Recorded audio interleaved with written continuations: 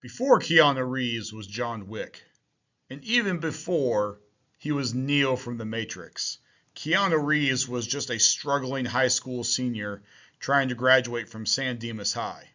Now, if you have seen the cinematic masterpiece that is Bill and Ted's Excellent Adventure, you know how Bill and Ted had to go back in time to get historical figures to come to the present and help them with their senior history class.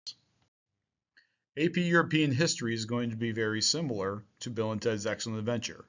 In AP European history, we're going to learn about people from the past and try to bring them to the present. We're going to learn about things like the Italian Renaissance.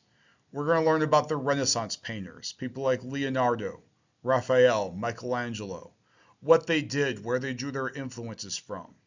We're going to learn about why Europe changed from the Dark Ages and evolved into this new society where they embraced learning, philosophy, science, math.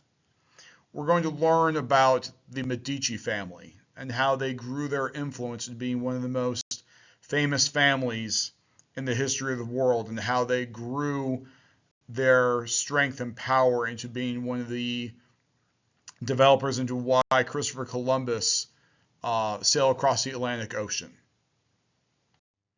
If you have seen The Office, you're probably familiar with this quote. In The Office, the office manager, Michael Scott, gets asked a question. Would he rather be feared or loved?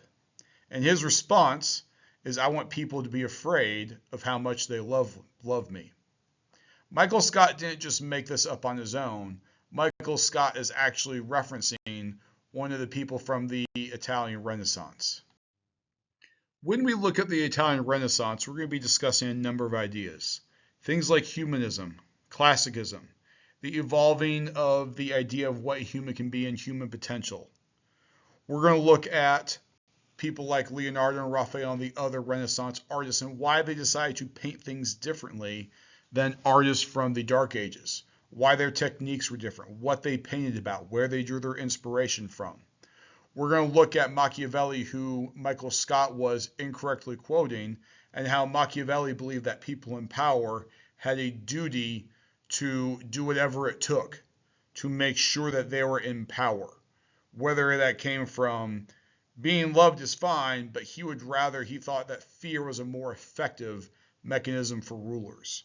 And we're going to learn about how these influences spread into the Renaissance itself, or to the Italian people itself, and then to all over Europe, to where Europe became the premier power in the world at this point.